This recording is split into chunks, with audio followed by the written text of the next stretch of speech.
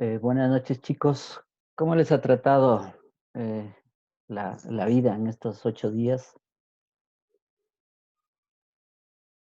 Por ahí está, ¿quién está? Kevin. Bien, profe, estamos ahí avanzando, avanzando. Ah, No hay más. y usted avanza bien con su barba, ¿no? Sí, se fijó. Buenas noches, profe. Ya, Solo la mía no ya mismo avanza. ya me está molestando mucho. ¿Quién anda por ahí? A Sí, sí, ver. está bien molestoso. Yo sé que no es mucho, pero los Ah, que sí. tienen full. Kevin Cruz, claro. ¿Quién más está? Brian. No se le ve a Brian. Ese. Ese.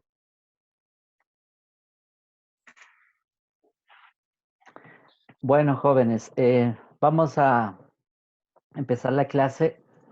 A ver, voy a presentarles, a ver, un video, porque estamos con esta idea de trabajar esta estrategia del desarrollo local, territorial, y también le aumentamos ahí lo que se llama autogestionario. Es decir, una de las estrategias para lograr el desarrollo social, pues tiene que ver con esto que la Constitución llama desarrollo endógeno.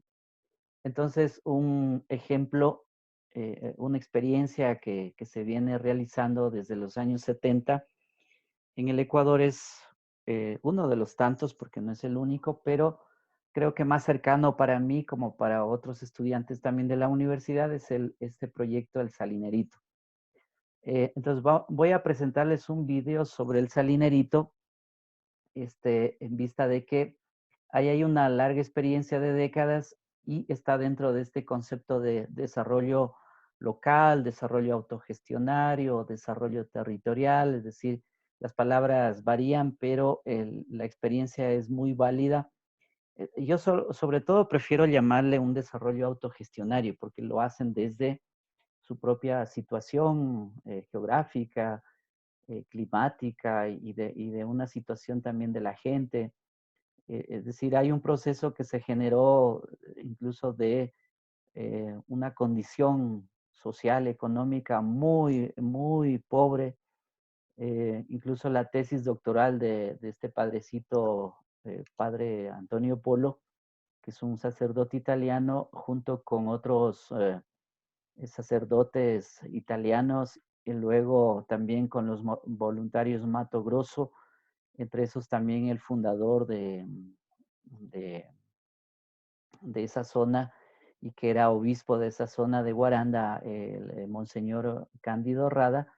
Es decir, todo un grupo de personas que empezaron ese trabajo con las comunidades indígenas, campesinas de esa zona, porque eran unas condiciones sumamente pobres. Bueno, y juzgar un poco esa experiencia nos da también la idea de cómo podemos ir haciendo nosotros. Es decir, lo que requerimos es proyectos de ese tipo más bien. eh, la idea es también cómo ir configurando, cómo dando forma a lo que nosotros queremos, a lo que nosotros pensamos y que es posible otro tipo de desarrollo, no como el que, digamos, el que conocemos y experimentamos a nivel global también, como es el tema del capitalismo. En todo caso, es una experiencia que puede servirnos para educarnos también. Entonces voy a ver, creo que lo tengo en otro, me esperan un momento, abro en mi correo electrónico eh, porque ahí está esto. A ver, espérense un momento. Mm, Esto, es que, mm,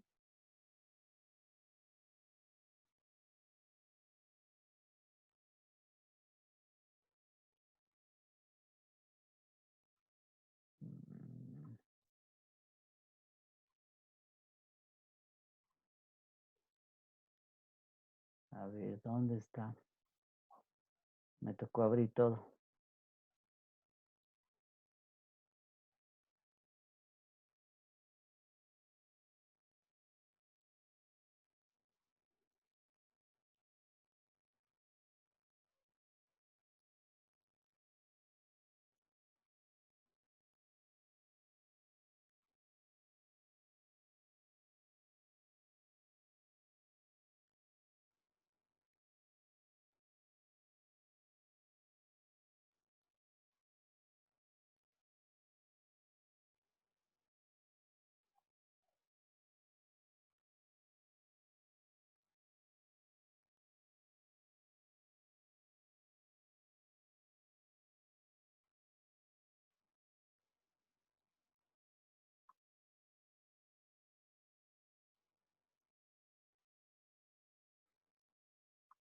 Pero voy a compartir pantalla con, con ustedes. Listo. Ahí tenemos. A ver, algo me faltó. Me olvidé algo. Si no, no se va a escuchar esto. No, espérense un momento.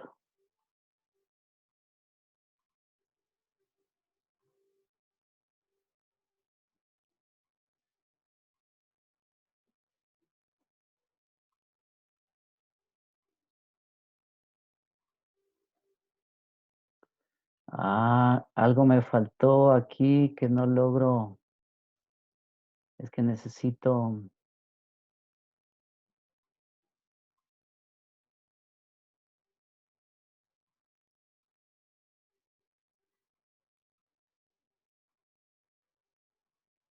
Listo, ahí está.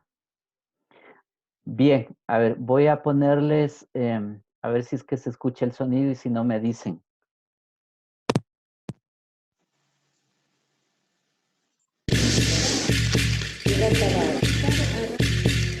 Están escuchando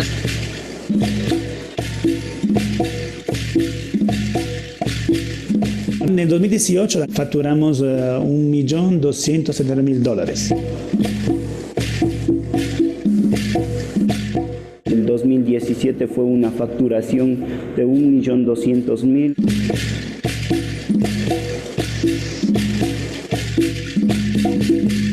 Las ventas saldrían 8 millones a nivel de Salinas. A nivel del salinerito, a nivel nacional, se beneficia 8.500 familias entre productores de materia prima, la gente que da la mano de obra, proveedores de insumos, del tema de comercialización, trabajadores de organizaciones, entre otras personas que hacemos toda la parte del salinerito, ¿no? No hablo solamente del cemento lácteo, sino todo el tema de confites, textiles, deshidratados, en la parte organizativa también, entre otras cosas.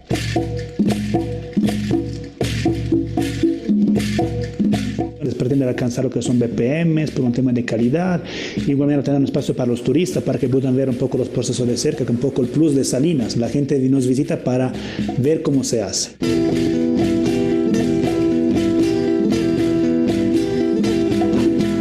Tenemos varias estructuras en Salinas, tenemos 6 organizaciones, una corporación que gestiona la parte de la marca El Salinerito, también lo que es la parte de las unidades comerciales para el mercado nacional y para el mercado internacional.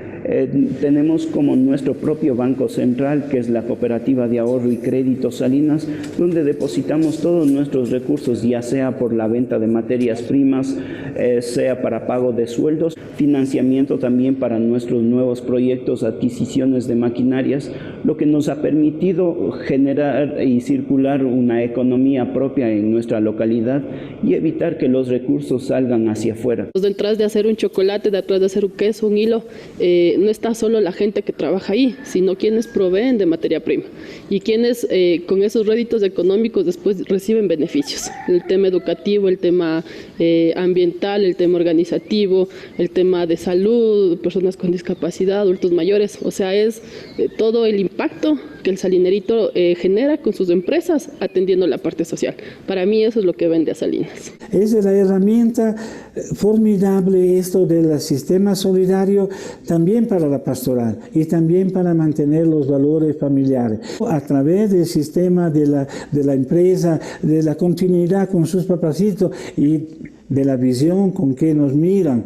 Eso hace identificar las nuevas generaciones con el camino hecho. La experiencia de Salinas se basa en un tema fundamental de inspiración humana, de inspiración cristiana, de la necesidad de salir de la pobreza, donde creo que parte la historia salinera con la llegada de Padre Antonio Polo, un sacerdote salesiano junto con otros voluntarios que fueron los motivadores y los impulsores de generar en Salinas una motivación para vivir en comunidad y basados en el tema de la economía social y solidaria, transformar una situación de extrema pobreza en una situación de esperanza, en una situación donde el ser humano es parte fundamental del cambio. Entonces lo que estamos haciendo los de mediana edad, los jóvenes, es coger esta posta, fortaleciendo a lo que ellos ya hicieron, siempre pensando y mirando a futuro, ¿no? que no se pierda la parte organizativa.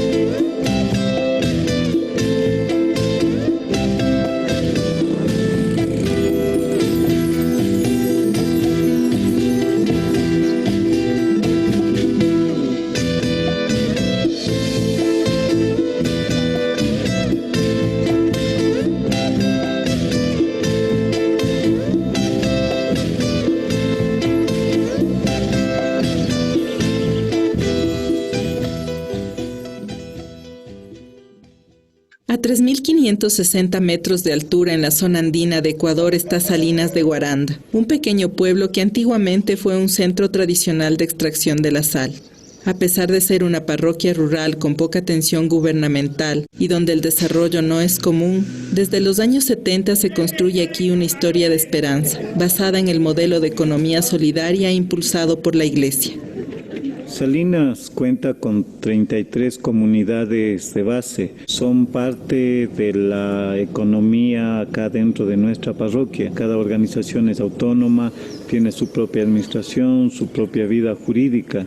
Cada una de estas comunidades tienen una fuente de trabajo, puede ser la quesera, la fábrica de turrones, el tema de turismo que últimamente se está trabajando mucho en nuestra parroquia por los atractivos turísticos que tenemos desde los 4.200 metros hasta los 800 metros. La parte étnica que tenemos, estamos con una población mestiza e indígena y esto hace que la diversidad de cultura, la diversidad de forma de vida sea atractiva, ¿no? Entonces, como que es una parte principal también dentro de Salinas, no solamente la microempresa, sino también la vivencia cultural.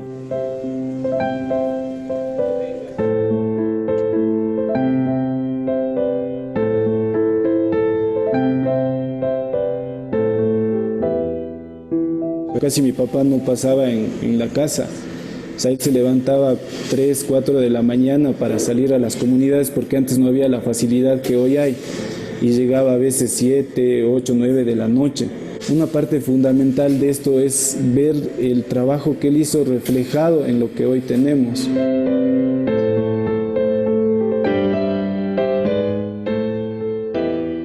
Hugo Vázquez es el padre de Fernando, quien a los 15 años de edad fue uno de los fundadores de la cooperativa Salinas.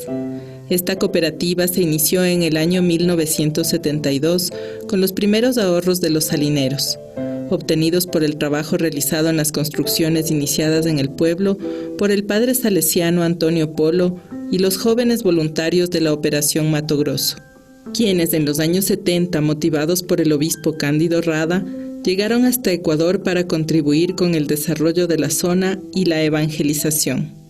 No teníamos luz, no teníamos carretera, no teníamos agua. Cogíamos agua de una sequía que pasaba por medio de la parroquia. Entonces las casitas eran de paja, choza, como se dice. Entonces nuestra gente vivía solamente de explotación de la sal. Entonces netamente pobre. No se dedicaba a la ganadería ni a la agricultura. Entonces no podíamos hablar de riqueza, sino de extrema pobreza. Y el pueblo estaba quedando abandonado prácticamente porque la juventud se iba y sin jóvenes el pueblo no es futuro.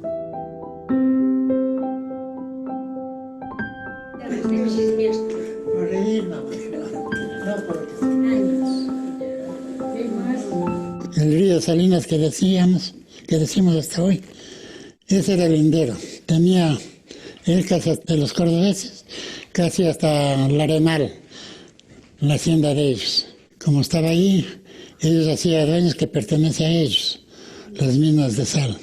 Entonces las personas que trabajaban la sal tenían que pagar cada 15.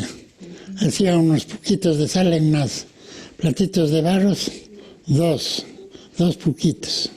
Entonces, eso le ponían envolviendo en paja, le decía un amarrado, decíamos nosotros, amarrado de sal. Entonces, al mes tenía que pagar 15 amarrados de la sal. Sí, y cuando no pagaban así a veces, ahí no quería que trabaje, le mezquinaba. Hasta cuando vino Padre Antonio con un grupo de ellos, Grupo Mato Grosso, UMG. Entonces ahí, cuando vinieron ellos, ya se pusieron de acuerdo que las minas no deben ser pertenecidas a las haciendas. El padre y los voluntarios llegaron a Salinas para construir la casa comunal. Sin embargo, luego de conocer la realidad de profunda pobreza y de necesidades urgentes, algunos de los extranjeros ya no pudieron partir. Salinas les cambió la vida. Era el momento en el que la palabra debía traducirse en acción. Era el momento para construir el reino de Dios. Era el momento para cambiar el mundo.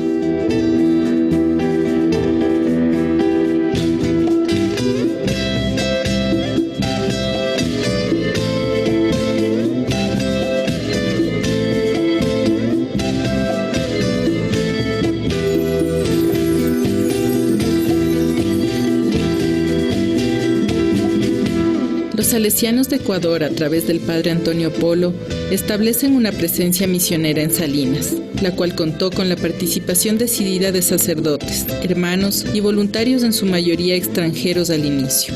Juntos, con creatividad y constancia, dieron soluciones a los problemas más urgentes, de servicios básicos, de educación y trabajo. Para apoyar el proceso llegaron a Salinas el salesiano Maffeo Panteghini y su hermano Damiano, quienes con el apoyo de la comunidad construyeron 150 kilómetros de caminos vecinales que unieron la zona andina con el subtrópico. Fue un medio vital para que la producción pueda ser vendida y se impulse el desarrollo de la zona. Y había un técnico suizo que estaba acá en el Ecuador, viendo una parte para formar unas queserías. El padre Antonio y Bepi Tonelo le preguntan y le van a encontrar. Y de ahí le vienen trayendo acá. Un compañero mío, y acá Salinar tenía un bonito caballo. Y justo estaba él montado en el caballo. Y el José Dubaj dijo, qué bonito caballo, así me acuerdo. Montó y fue por arriba, por la vía que iba a Simiato, y regresó muy contento. Cuando vino de ahí dijo, yo me quedo acá en Salinas. Ahí formamos la quesería, pequeña, con 150 litros. Ahí comenzábamos a hacer primero el queso fresco y después el queso andino. Y él, con esos quesos, él seguía llevando su carrito o vaquita.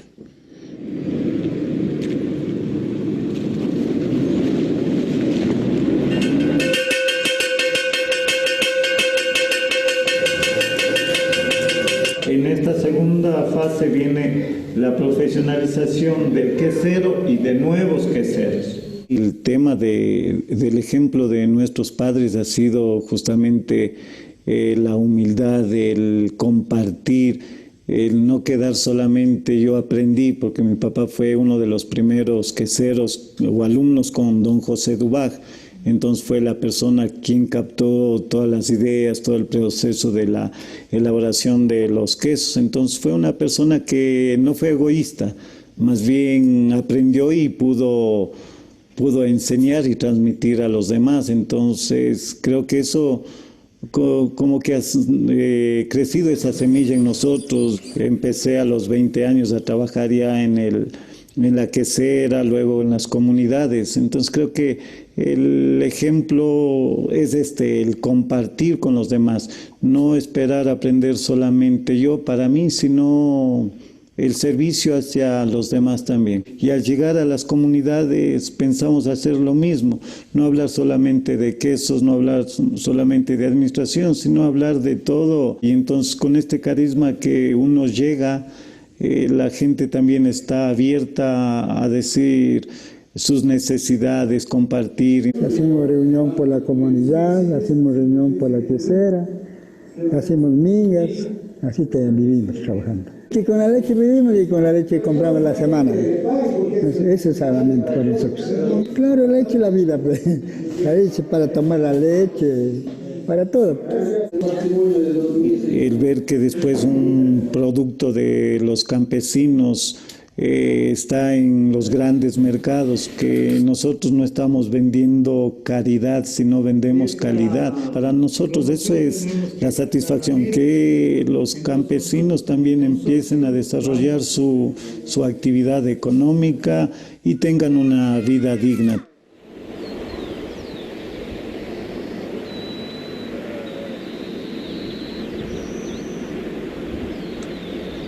En las comunidades de Salinas hay ancianos, hay personas con discapacidad, hay jóvenes que no disponen de recursos, mujeres abandonadas. La empresa comunitaria amparó a todos, salvando la necesaria sostenibilidad, pero abierta a todo lo que la colectividad necesitaba. Aquí lo que hacemos es de pintar, de hacer todo, manualidades. Así reímos, a veces cantamos, a veces lloramos, así.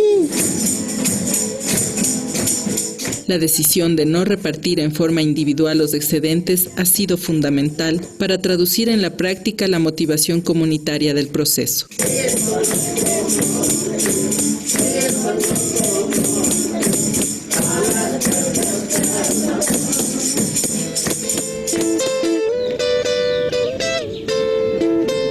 A sus 80 años y luego de superar un quebranto de salud, el padre Antonio no para. Como todas las mañanas, busca el tiempo para salir a caminar.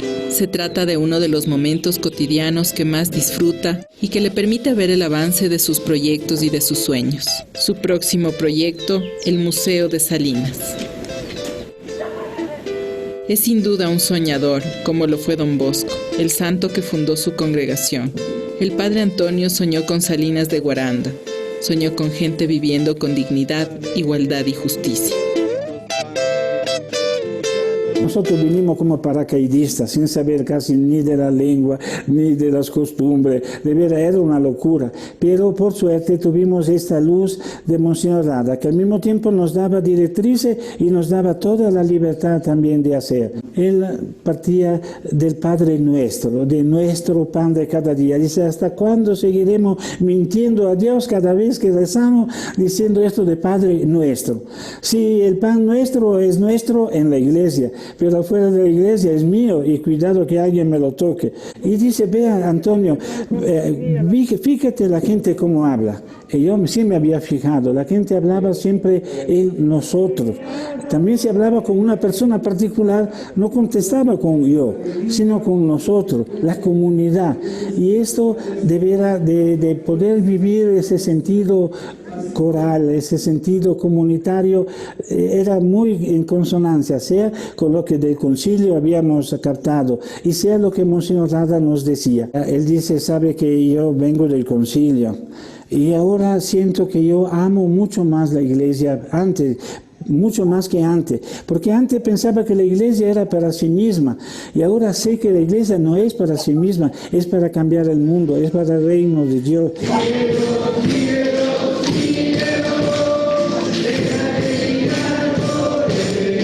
La gente se miró, nos miramos y hemos decidido, bueno, hemos hecho juntos la casa comunal, ahora veamos qué otra cosa podemos hacer juntos. Y ha sido la primera cosa la cooperativa. Monseñor Rada era muy fiel a los principios del cooperativismo. Decía, el cooperativismo es el que traduce en reglas concretas el mensaje de Jesús de hacer las cosas juntos, de vivir con un ideal común. Aprendimos la administración, una administración sencilla y la organización con distintas tareas que nosotros hemos añadido las fuentes de trabajo, porque mover plata cuando no hay plata, no hay mucho que mover. Jesús era sumo sacerdote y sumo revolucionario. Yo creo que no se puede ser cristianos sin ser revolucionario. Lastimosamente hacemos de ser cristianos una devoción, algo que se pone a los pies de Jesús, que hay que estar a los pies de Jesús, pero no para quedarse a los pies de Jesús. Jesús manda a los apóstoles a cambiar el mundo, a construir su reino. Padre nuestro que estás en el cielo, santificado sea tu nombre. Venga a nosotros tu reino. Hágase tu voluntad en la tierra como en el cielo. El reto que Jesús nos trae es abarcar todo. La presencia de Jesús en el templo, la Eucaristía, la devoción, la confesión y a los sacramentos. Pero no para quedarnos ahí enquistados. Esa es la gran tentación de la Iglesia de todos los tiempos.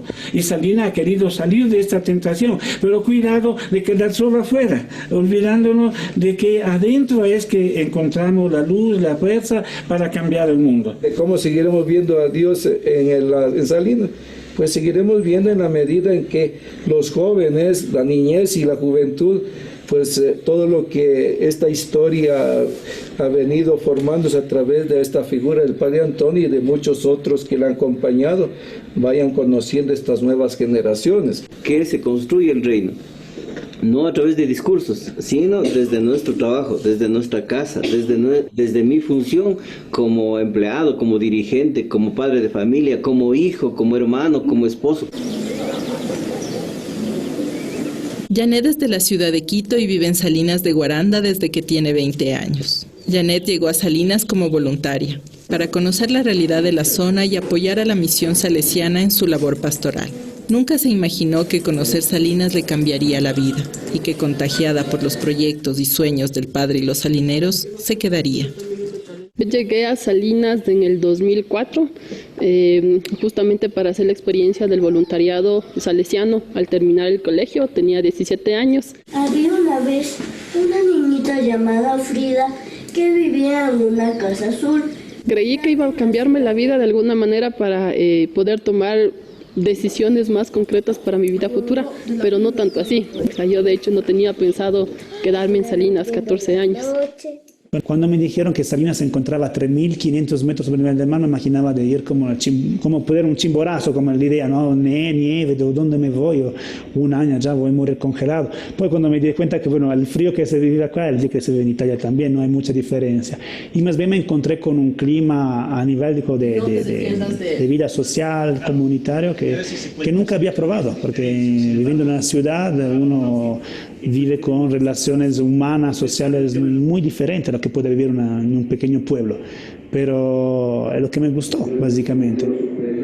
Salinas debe mucho a las personas, a los voluntarios, a un Bepi Tonelo, a un Jorge Alemán, o sea, personas extraordinarias que se enamoraron de Salinas y que constituyeron un poquito el alma, junto con el alma coral de Salinas, un poquito la proyección hasta nuevos horizontes, por ejemplo, de la organización un poco más formal. Ahí sí tiene que intervenir el tema de los voluntarios salesianos, porque ellos son los que han llenado un vacío que no hubiéramos podido colmar en otra forma.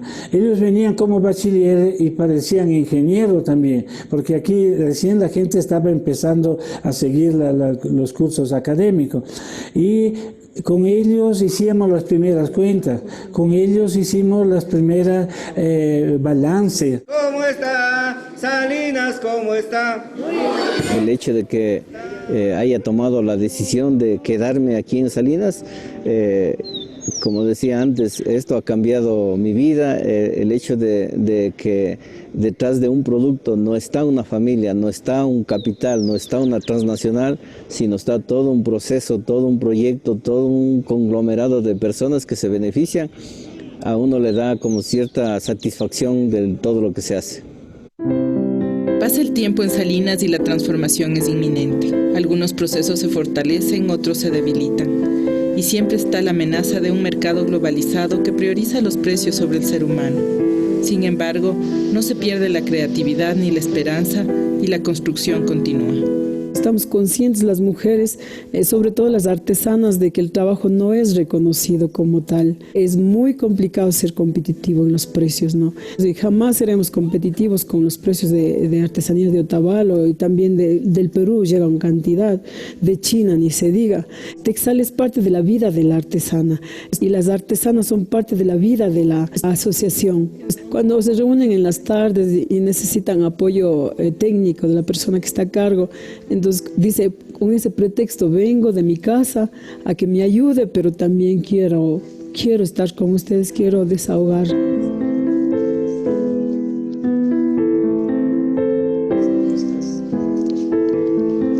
Prácticamente somos una familia, no, aquí no hay diferencia del indígena ni el mestizo. En esta asociación estoy más segura que estamos viviendo todo lo que es la economía solidaria. Yo en esta asociación vivo 40 años y eso es lo que hemos compartido. Todo lo que tenemos compartimos, si es ideas, si es también lo que tenemos, lo que Dios nos da.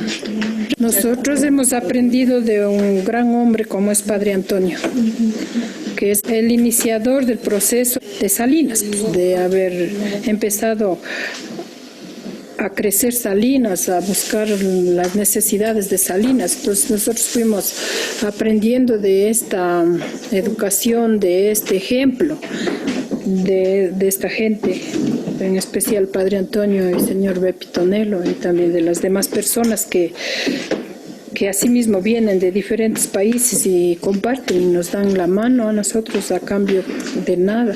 Y pese que también Salinas, desde mucho antes que yo tengo uso de razón, sí había este compartir mismo, sí había esta amistad, este cariño de familias y amigos. Entonces, no creo que fue tan difícil acostumbrar nosotros a hacer en Minga todo lo que el desarrollo de Salinas. Con la organización hemos logrado crear fuentes de trabajo para que nuestros hijos puedan educarse, puedan prepararse y así no emigrar. Con el trabajo de nosotros hemos educado a nuestros hijos, ellos sí están preparados y pienso que ellos van a hacer crecer un poco más. Antonio Polo no para. Sabe que la solidaridad interna ha sido fundamental, pero no es suficiente. Tiene que abrirse a los demás pobres. Tiene que acordarse que solo lo que se entrega se posee verdaderamente. Y Salinas se enfrenta ahora y desde hace algún tiempo ya con el reto de multiplicar lo recibido para mantenerlo en vida. Ese es el camino de las rosáceas. Yo siempre digo, Divino Niño, el sueño grande es que Salinas siga siendo un punto de luz, que es la luz del Evangelio, la luz de la solidaridad, de un mundo de hermanos. Pero este mundo de hermanos tiene que manifestarse siempre en ámbitos concretos. Y tengo 3 ámbitos que los tengo bien claro en mi mente, en mi corazón. Un ámbito es la juventud. O sea, el traspaso generacional, que los valores de la juventud se mantengan. El segundo, que las empresas sigan siendo empresas solidarias, eficientes, pero también solidarias. Que en la nueva actitud con la naturaleza se manifieste una nueva relación entre humanos. Estos 3 sueños tendrían que reflejar el sueño grande del reino de Dios que se manifiesta en Salinas como una luz para los propios y para los demás. Si no se especializan en algo, simplemente quieren hacer de todo. Es importante transferir todos los valores y principios a nuestros futuros jóvenes, porque ellos son quienes cogerán las riendas de la comunidad. Es importante de que conozcan primero de dónde venimos, qué es lo que hacemos y para quiénes trabajamos. Muchos jóvenes de Salinas tendrán que ir a comunicar lo que han aprendido. Y yo creo que esa es la vocación que ahora tenemos como Salinas, difundir, no porque somos el éxito, de hecho estamos en camino de muchas cosas, tenemos muchos errores, pero difundir porque en estos años de proceso algo hemos aprendido a hacer y creemos que a otros podemos decirles, vean, ¿por qué no empiezan por aquí, evitándose estos errores que nosotros ya cometimos? Entonces esa es ahora nuestra tarea. Y hemos crecido como personas, hemos crecido a nivel como familia también enseñamos a nuestros hijos o menores a continuar estos pasos. El compartir con demás personas pienso que nos hace grandes también. E invitar a los jóvenes a vivir estas experiencias que nosotros abrimos del camino y luego tienen que seguir también. Que seamos unidos siempre.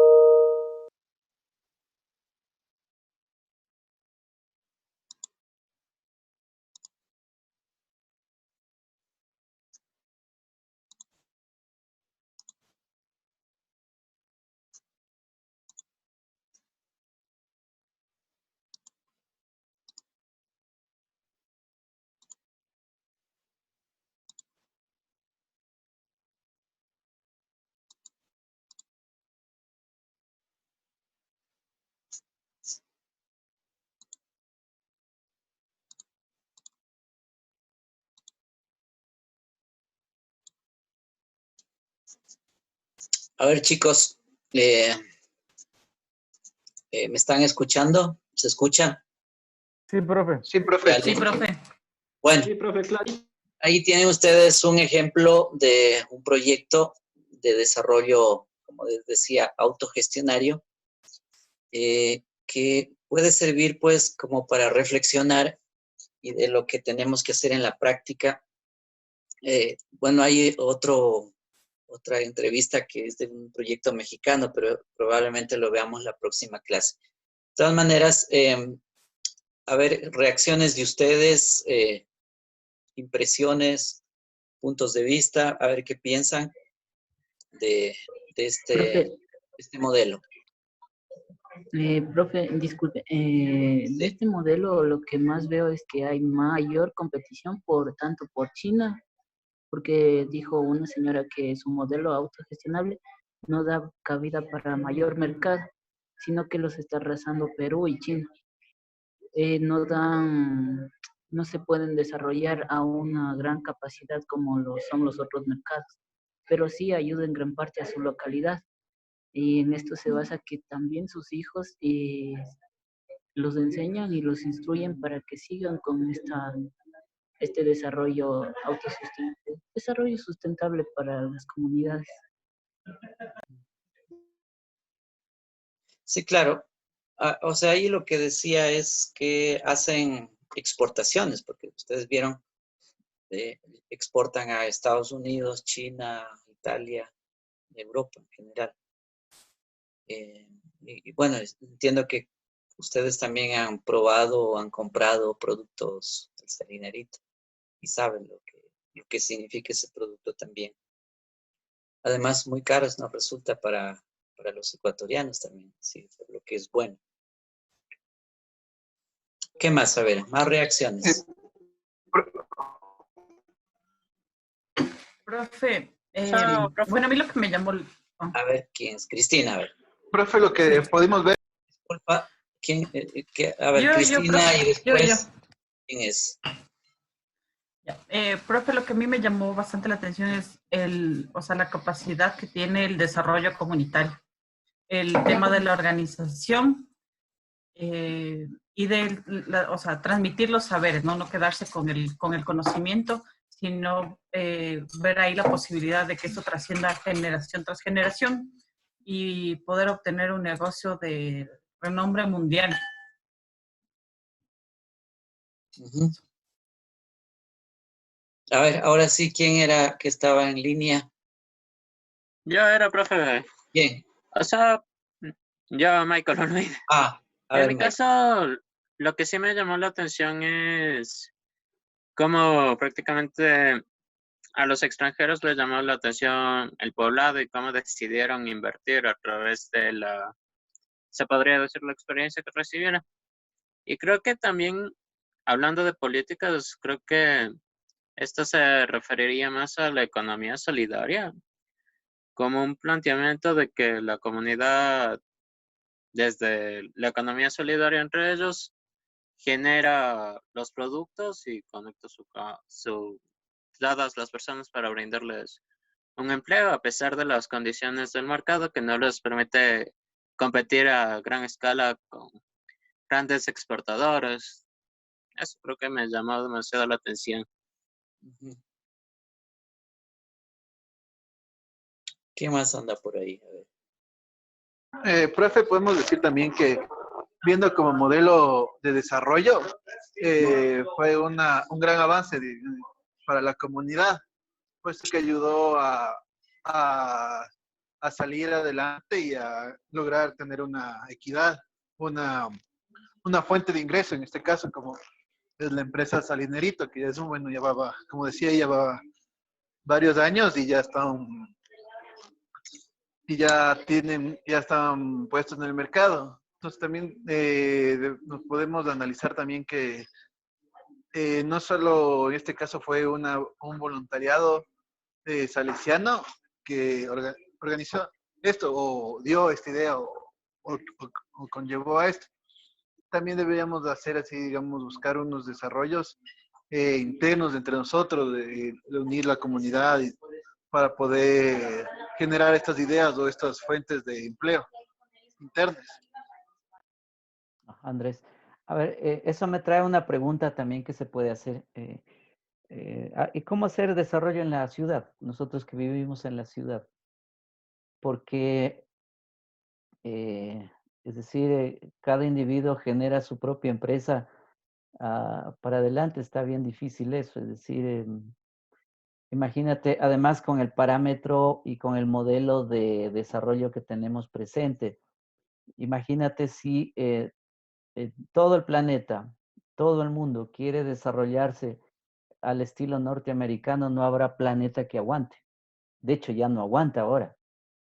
Entonces, no es posible seguir esa ruta. Es decir, la ruta de un desarrollo capitalista propiamente, eso no es pensable ya, aunque ese es el camino que se ha venido trazando durante 500 años. Entonces, la pregunta es esa, ¿qué imaginas tú? Es decir, nosotros que vivimos en la ciudad, ¿qué desarrollo podríamos hacer en la ciudad? Con el tema de así nosotros en la ciudad debemos ponernos a pensar primero que una empresa o cualquier negocio no puede sobresalir sola. Le va a necesitar de la comunidad, en este caso, en donde quieras ponerte, vas a necesitar de los factores de la comunidad, en este caso de la ciudad de Quito, y buscar algo que sea sustentable. Como ahorita está, digamos, hace tiempo salió, son los huertos ecológicos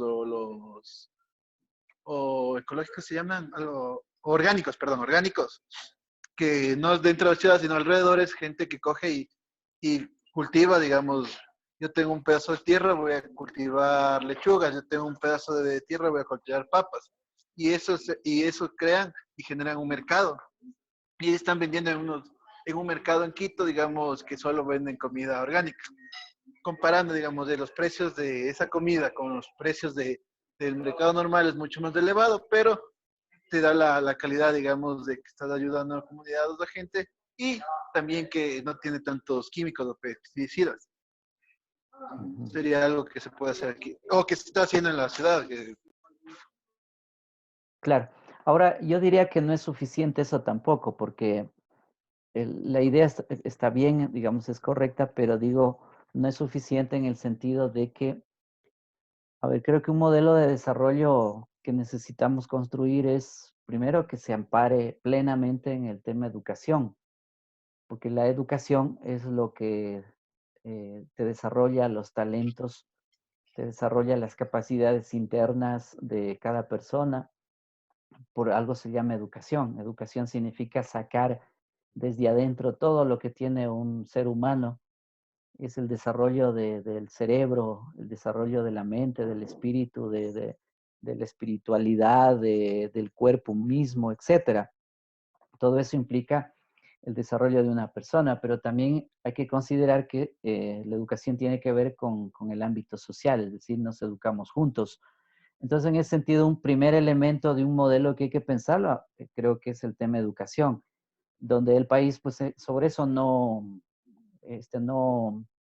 le apuesta. Tú ves que los gobiernos de turno, más bien, lo que hacen es reducir el tema presupuestario financiero para el apoyo de la educación. Eso por un lado. El otro parámetro que hay que desarrollar es el de ciencia y tecnología. Mira, por ejemplo, en esos procesos como el de Salinas, yo he estado ahí varias veces también con estudiantes, bueno, y nos han explicado de que ellos también elaboran sus propias máquinas porque necesitan de acuerdo a lo que quieren producir, por ejemplo, el cacao, para moler, qué sé yo, el polvo del cacao, etcétera. Entonces hacen sus propias máquinas a su manera. Es decir, juntan la ciencia y juntan la tecnología. ¿Ves? Y eso creo que es un aspecto de la educación también y de la currícula del sistema educativo, que en el caso nuestro, pues ahora todavía eso no va. Es decir, el sistema educativo nuestro, ustedes saben que es muy memorístico, repetitivo, además bancario en el sentido de que el profesor deposita ahí lo que él llama conocimientos e información y el estudiante es como un recipiente que recibe todo y después tiene que desembuchar la tal información que tiene en un examen, o qué sé yo. O sea, te das cuenta cómo está funcionando el sistema. Entonces, la ciencia y la tecnología es parte de este mismo proceso de la educación que yo decía. Es decir, hay que cambiar totalmente el chip mental de las personas y de la juventud, yo diría, para tener otro proceso. Y por último, diría, el otro tema que implica un modelo es el trabajo y creo que es el reto que nos va dejando esta situación ahora de la pandemia, es decir, trabajar en el tema de la medicina, el tema de la salud, es decir, necesitamos, por ejemplo, estudiar en medicina y ahí los médicos pues tendremos necesidad de más médicos porque son los que desarrollan la medicina, pero eso tiene también una base como es la biología o las ciencias naturales y biológicas. Entonces, mira, ahí también hay que entender qué materias son indispensables, porque hay materias que no son indispensables y están de más en los currículos, ¿sí? Entonces, mira, yo creo que pensar otro modelo, por lo que tú también decías, entonces, como añadiendo a lo que tú acabas de decir. Bueno, en todo caso, a ver, escuchemos más pareceres de ustedes, a ver qué piensan.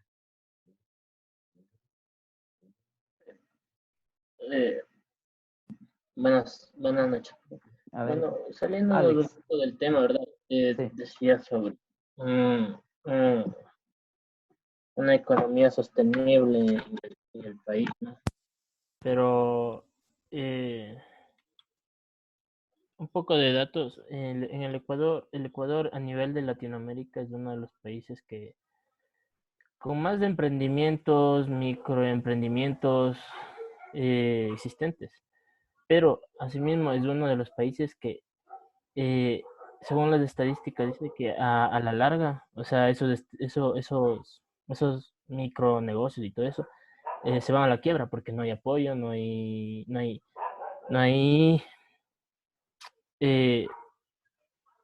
o sea, no tiene un crecimiento óptimo aquí a nivel nacional. Eso es lo que también ha estado pasando. Bueno, y otra cosa es que como ecuatorianos a veces como que desconfiamos mucho de lo que dicen hecho en Ecuador, ¿verdad? Preferimos muchas veces a veces comprar cosas hechas en el exterior y todo eso. O imagínense ahí negocios en donde elaboran. O sea, está bien elaborado este proyecto que hizo Rafael Correa, ¿no? Con esto de Primer Ecuador y motivar a consumir lo nuestro y todo eso, ¿verdad? Claro. Con esa idea mismo. O sea, me parece que es economía circular, ¿verdad, profe? Que Sí, tiene que ver con eso. consumamos aquí mismo y que Sí. el dinero vaya fluyendo aquí y que no haya salidas de nuestro dinero. O sea, no alimentar a las grandes corporaciones y todo eso. Ese también es un gran problema para la economía del país. Claro. Por eso dicen que saliendo de aquí, profe, tratar de mantener el dinero aquí en el Ecuador y no gastar mucho en cosas hechas de afuera. Bueno, ya yo. Claro, lo que tú dices, así es la situación real, pero la pregunta es, ¿por qué sucede eso? Porque eso no se da al azar, es decir, todo lo que los seres humanos hacemos, pues no es azar, sino que tiene causas, es decir, hay fundamentos, hay bases que generan. Entonces, Profe, a ver, no, yo creo que también no es que veamos que se ha hecho en el extranjero. Simplemente, por ejemplo, hay el tema que pasó en Colombia. Los televisores son bajos, hay el precio. Ecuador prefiere salir, pese a que importamos el mismo producto, preferimos ir a comprar allá en Colombia. Papeles, útiles, cualquier cosa, porque allá es bajo precio, nosotros decidimos ir a comprar y perjudicar la economía nacional. Pero ¿y por qué se da eso? ¿Puedo opinar al respecto, profe? Por la devaluación más que todo de la moneda de colombiana, profe, porque, bueno, o sea, yo no le veo el sentido de coger y comprar. Imagínate, tú te vas desde aquí, desde Quito, te vas a Colombia, ¿no es cierto? ¿Cuánto gastas en combustible? Desde Profe, Quito te vas a Colombia, ¿cuánto gastas en combustible, en comida y todo eso? O sea, casi te va dando igual a lo que profe, tú yo creo ves aquí. que es más, yo creo que es más por conciencia, más conciencia. Yo creo que es por malos hábitos o por hábitos que tenemos arraigados nosotros. Por lo que según vemos el costo-beneficio más barato allá, entonces como que nuestra psicología dice es mucho más barato y es mejor por lo que es de extranjero. Eso todavía sigue arraigado y eso nos motiva también a salir del país o a salir de algunas condiciones para buscar algo diferente y nunca apreciamos lo nuestro, es decir, nuestra nacionalidad o nuestro nacionalismo en el Ecuador no es tan alto como en otros países y eso afecta también tanto en la economía, tanto en lo cultural y en lo social. Eso, profe. Sí, que claro. Y en la base yo diría que hay un profundo egoísmo también, porque, o sea, piensas individualmente, piensas yo y yo y yo, y no piensas en la comunidad, en el grupo, que pertenecemos, digamos, a una Exacto. sociedad. Es básicamente decir, si yo estoy bien, allá los demás. Claro. Básicamente es un principio que estamos siguiendo siempre en cada persona, aunque no lo quiera admitir. Eso pasa siempre. Es como, mira lo que está yendo a pasar ahorita, cuando la ministra del gobierno dice, pues mira, están tentativamente que el 4 de mayo pues ya van a permitir que salgan a trabajar. O sea, ¿qué está diciendo? Que bueno, pues salgan, se van a contagiar y van a morir un montón de gente más. Y yo estoy pensando incluso que están permitiendo que haya exterminio humano, entonces. O sea, porque es un Claro. exterminio, es decir, pero mira lo que está detrás, es decir, en esa manera de pensar y de decir, quiere decir que entonces, a ver, pues lancemos a la gente, a la población, que salga a trabajar, pues y no importa que se contagien, porque al final, ¿qué son? Son gente trabajadora, gente pobre, como lo que pasó allá en Italia. En Italia, mira, en la zona de Bérgamo, que es donde está la mayor concentración de los trabajadores, los empresarios de esa zona dijeron, no, pues que vaya el trabajador nomás a seguir en las fábricas, porque bueno, no se va a contagiar. Y resulta, mira, el foco de contagio fue mayor ahí y las muertes además ahí. Es decir, eso es eliminar a la población. En realidad, eso te digo, a mí me lleva a pensar que ya se trata de exterminio más bien.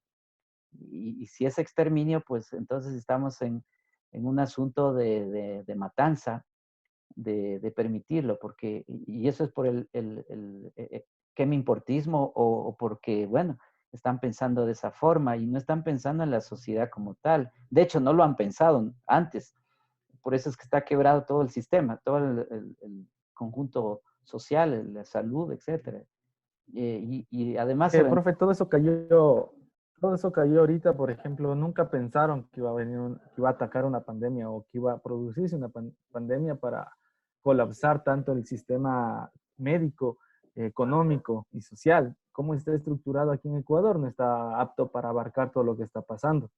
Por ejemplo, si hablamos de Guayaquil, el propio alcalde de Guayaquil nunca pensó que se iba a colapsar los hospitales por una sola enfermedad. Y peor aún, él nunca se da cuenta de todas las obras que no hizo en las partes alejadas de Guayaquil, que es la parte céntrica donde se está produciendo más contagios. Y eso básicamente es de los errores que han cometido y el individualismo de las personas desde entonces. Y esperemos que con esas cosas la gente podamos a cambiar, ¿no?, nuevamente este sistema o tratar de modificarlo para ser igualitario y no que jale uno para cada uno a su beneficio. Por eso es el hecho de pensar cuáles son nuestros liderazgos. Es decir, cada uno de nosotros, a ver, nosotros somos líderes de algún modo en nuestros ámbitos donde vivimos, en la universidad, en cualquier parte donde estamos, nos forjamos como líderes. Entonces, ¿cuáles son nuestros liderazgos? Es decir, por ejemplo, ahora pensemos nosotros, bueno, ¿qué líder soy?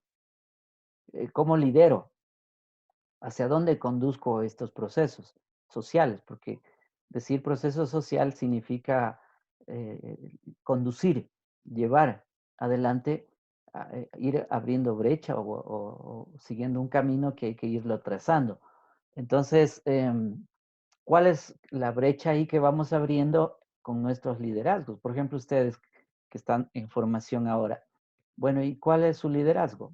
¿Qué están liderando? ¿Hacia dónde se orienta? Porque un líder tiene que tener visión amplia, orientarse, dejarse llevar por una utopía. La utopía es, digamos, lo que tenemos en el horizonte. Y cuando llegas al horizonte, resulta que el horizonte sigue yéndosete de las manos porque está más allá. Pero justamente el horizonte, es decir, la utopía es la que te permite jalonarte, llevarte, es decir, te crea la pasión, te crea la energía como para poder ir conduciendo. Pero si no tienes eso, sencillamente no puedes conducir nada. Entonces, hago yo este tipo de preguntas también porque ustedes están, digamos, primero son privilegiados y luego han tenido chance de ir a la universidad y están formándose también como en los liderazgos. Pero ¿qué tipo de liderazgos son? Es decir, ¿hacia dónde apuntamos como estudiantes, como parte, digamos, del engranaje social y del tejido social que somos nosotros? Y por eso también la pregunta que decía, bueno, y en la ciudad, porque vivimos en la ciudad, ¿cómo lideras procesos de economía, proyectos de economía en la ciudad? Pues porque o qué es lo que proponen ustedes también. O sea, son ideas que se me ocurren en este rato, pero digo, hay que pensar en ese tipo de preguntas también. Por ejemplo, los liderazgos. ¿Qué liderazgos? Porque las sociedades producen también los líderes. Como suelo decir en palabras más morochas, las sociedades paren a los líderes, es decir, dan nacimiento a nuestros líderes dependen de las sociedades. Y si tú te pones a ver, miren, los líderes que hemos tenido, entre comillas, en el Ecuador, pues son terribles. O sea, cuando hablas de un Abdalá Bucarán, cuando hablas de un presidente como el de ahora, es decir, inútil al final, esos son liderazgos, entre comillas, que en realidad no serían liderazgos, pero están liderando un proceso. Entonces, estamos hablando de eso. Mira, todo ese conjunto de jóvenes que están ahora en los puestos públicos, entre esas la Paula Roma y otros, fueron estudiantes y recientes, porque no es que son viejos tampoco, recientes y mira en qué puestos están y mira a dónde están conduciendo la sociedad. Y son jóvenes, no es que son veteranos, ¿ves? Entonces, no hay que ir muy allá. Entonces yo pregunto también ahora en esta clase, es decir, bueno, ¿y cuáles son nuestros liderazgos? O sea, ¿cómo nos estamos formando ahí?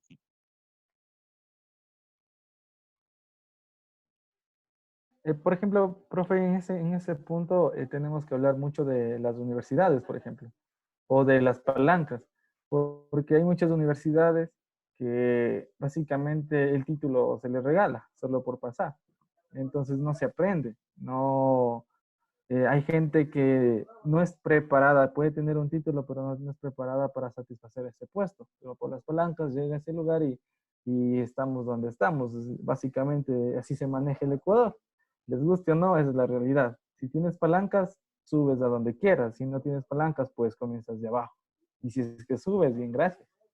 Yo creo que el principal problema es que uno tener conciencia de que las mejores universidades, no, que principalmente es ampliar estos conocimientos a lugares donde no hay accesibilidad al estudio, como en parroquias bien lejanas o en provincias bien aledañas o pueblos bien aledaños donde hay muy buenos estudiantes, pero no tienen las capacidades de entrar a alguna universidad. Claro que existen condiciones para que puedan acceder, pero no acceden todos. Básicamente el que tiene dinero entra al mejor lugar y por eso se mueve en un círculo muy pequeño.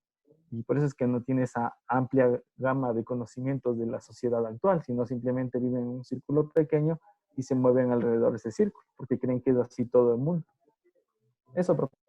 Claro, es decir, en lo que tú dices hay un problema ético. Ético en la sociedad porque, a ver, ¿cómo defino yo la ética?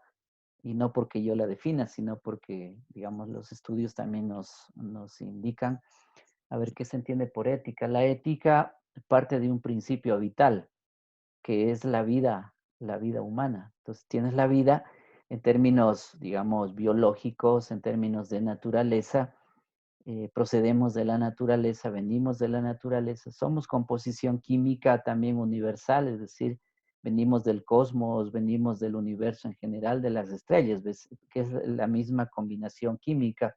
Bueno, en esos largos procesos de millones de años de la formación del universo y la formación después de la Tierra hace 4.500 millones de años, y después hace 3,2 millones de años que aparece el ser humano, los primeros parecidos, digamos, a seres humanos, que son homínidos, y bueno, y el desarrollo hasta el día de hoy.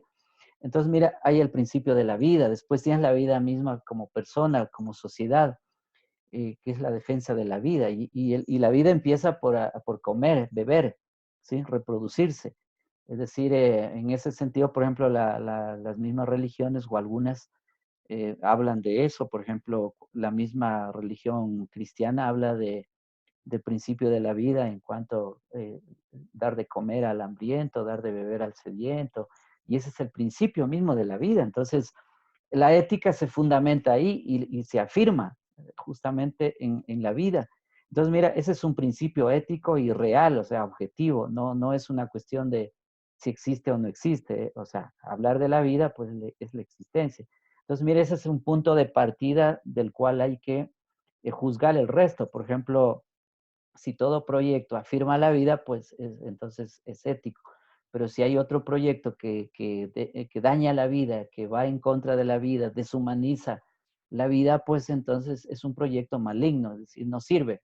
En ese sentido, por ejemplo, podemos hablar, a ver, el proyecto social de la sociedad ecuatoriana, cuando deja de afirmar la vida, si le quitas el pan al pobre, no le das de beber al pobre, sino que lo trasladas a que sea más pobre, porque lo condenas a ser más pobre. Eso es injusticia. Y la injusticia pues condena de algún modo la vida. O sea, es decir, es matar. Entonces, mira, la ética es fundamental. Por ejemplo, la corrupción, ¿qué es? ¿Afirmación o negación de la vida? Es negación de la vida. Es decir, todo proceso, todo proyecto corruptivo que corrompe, como es el capitalismo, ¿ves? Y ahí empiezo yo a hablar del capitalismo, que está basado en la explotación del hombre por el hombre. Es decir, cuando se le quita al trabajador lo que le corresponde a su sustento y luego alguien se apropia del dinero, que ya hemos hablado del trabajo, perdón, del trabajo humano vivo, y alguien se apropia y esa es la riqueza, es decir, que estamos hablando de un proyecto que niega la vida, la afirmación de la vida, por eso es que es condenable, ¿ves? Y así. Entonces, el asunto es, ahí hay un tema ético que hay que discutirlo también, bien que lo has planteado ahora, que me parece que hay que discutir, porque además, cuando uno estudia ética, a veces te dan, yo te diría hasta porquerías, porque te empiezan a hablar, por ejemplo, de los valores, sales de la clase y qué valores, y se te olvidaron los valores y no te sirven para nada, los valores que estudiaste incluso en clases de ética, o sea, no te sirven. Y de ahí vas al sector público y hablas de ética, pero ¿qué es la ética? O sea, hay problemas con eso. De todas maneras, bien me parece que hayas planteado el tema de la ética, que tiene que ver justamente con lo que tú dices. Bueno, ¿qué más? A ver. Jessica, ¿qué dice Jessica? No sé si como Decía, la educación primeramente es lo fundamental aquí para crecer económicamente y moralmente. Hemos visto que, bueno, yo más me recordaba y comentaba con mi papá y decía, hubo un tiempo en donde dijeron que se tenía que despedir a los doctores, a las enfermeras, bajarles los sueldos. Entonces, justo ahora donde que ha pasado esta pandemia, entonces vemos la necesidad que teníamos realmente en este sector de la salud, y especialmente como se ve en las comunidades, no hay esos recursos, especialmente son ellos los que más sufren, como dijeron en Guayaquil, como pasa en las noticias, hay muchas personas que ellos dicen, yo quiero quedarme en casa, que queremos cumplir con los protocolos, pero si nosotros no tenemos que dar de comer a nuestros hijos, entonces, ¿qué tenemos que hacer? Tenemos que salir, pero como igual con el mismo riesgo de que nos vayamos a salir contagiados. Entonces, no ha habido un apoyo totalmente y creo que sí ha habido bastante egoísmo por parte de las personas que están liderando. Y creo que sería un buen ejemplo, como vimos en el video de los salineritos, que veían no solo por uno, sino por todos, y trabajar en conjunto. Sí, claro. O sea, la tarea yo creo que está en organizarnos, articularnos, juntarnos y buscar ahí las alternativas. Ahora, eso pasa por procesos de no egoísmo, es decir, porque el problema nuestro en general del mundo de hoy es el egoísmo, es decir, estamos anclados durante siglos ya que se ha predicado el tema del individualismo, el individuo y la propiedad privada, la propiedad de los medios de producción, que son de alguien y no del conjunto de la población, etcétera. Mira, eso plantea o nos replantea el tema de cómo ha venido funcionando el sistema. Es decir, alguien se apropia de la riqueza, pues eso está dentro de lo que se vino llamando desde el siglo XVI, por ejemplo, Thomas Hobbes, que va a hablar de que existe la propiedad privada porque es natural y viene de Dios. Imagínate esa afirmación. Y el liberalismo clásico se levanta sobre eso, justamente, sobre la libertad del individuo, pero en realidad la libertad del individuo viene a ser la libertad de mercado, la libertad de comprar y vender, esa es la libertad. Por eso es que hay mucha discusión sobre el tema de la libertad. Si lo miras desde el liberalismo, pues es eso, la ausencia de coacción, decían los primeros liberales del siglo XIII, Maimónides, J.B.L. Yandum, un árabe, hablaban de eso. Entonces, es decir, hay un profundo egoísmo que está cuajado, envuelto, digamos, en nosotros, y eso no nos permite ver más allá. Incluso lo que estamos discutiendo ahora podría hasta resultar raro, porque estamos hablando fuera de lo que el común de los mortales está entrenado, está, digamos, en esa línea se ha venido formando, ¿ves? Y creemos que eso es lo mejor. Entonces yo invitaría, pues, digamos, a ver, a partir de lo que hemos visto el video, es decir, lo que nos queda es empezar a reorganizar esta sociedad, y para eso necesitamos otros liderazgos, que no sean los que conocemos. Necesitamos organizar, articular a la gente. Por ejemplo, los tejidos sociales han venido siendo bloqueados, cortados, las familias separadas. Por ejemplo, solo por citarte el año 1999, eso fue brutal. Ahí se habló de un shock. Por ejemplo, la señora Noemi Klein, una norteamericana, escribió sobre el shock. Y básicamente eso tiene que ver con las economías del shock. Es decir, hay que producir un shock en la sociedad porque hay intereses, digamos, de por medio también desde afuera. Entonces, por ejemplo, el año 99 para nosotros fue un gran shock social, shock en todos los sentidos, porque no es solo económico, es decir, el shock económico te produce consecuencias en la psicología de las personas, que te asustas, incluso se murieron gente, y luego otras tuvieron que salir corriendo del país y se fueron. Muchos de nosotros tenemos familia en el extranjero, sea en Europa, en la India o qué sé yo, en Estados Unidos mismo, que se fueron, es decir, por ese shock. Mira, ¿eso qué significa? Significa la separación, la división, la segmentación de la familia en lugar de articular, juntar y que se quede. Lo que sucedió fue todo lo contrario. Entonces, mira, eso te causa rompimientos sociales del tejido social, de las redes sociales. No me refiero a las tecnológicas, sino a las redes que se construyen en las comunidades, en el campo, en la ciudad, se rompen. Es decir, y en las ciudades es grave también, porque hay mucha gente que vive en 4 paredes en la ciudad, ¿ves? Y se conocen solo los que viven allá adentro, pero fuera de esas paredes, pues son desconocidos, no hay el vecino, ¿ves? Entonces todo eso se ha ido perdiendo, o sea, el shock es brutal. Y bueno, y nosotros vivimos de shock en shock. Entonces, mira, el año 99 fue un gran shock. Además, hemos tenido antes ya el del año 84, 88, ¿ves? Eso del terrorismo de Estado que hubo de esa época. Pero ves, aquí tenemos otro shock. De hecho, el shock de la crisis del capitalismo empezó en el año 2008 y eso sigue para adelante. Yo creo que esa crisis, mira, es lo que produce también esto otro. Y te digo esto otro porque hay, a ver, Alfredo Jalife es un internacionalista mexicano, él está dedicado al estudio de la geopolítica y él estaba diciendo, a ver, yo vi un video la semana anterior porque yo hago seguimiento de él, de lo que dice, y él dice que el virus de la China, pues es de fabricación de laboratorio y él está hablando de arma biológica, solo que él no acusa tampoco a China porque dice más bien como que es un accidente, es decir, no fue promovido voluntariamente ni conscientemente, pero sí hay digamos, un accidente ahí que hubo, que sucedió. Él afirma eso, que está dentro de las armas biológicas, claro que es así, pero ¿para qué se fabrican armas biológicas? ¿Por qué se fabrican? De lo que conocemos ya del siglo XX, las armas biológicas se producen para liquidar personas, liquidar pueblos, porque esas son armas de guerra, finalmente.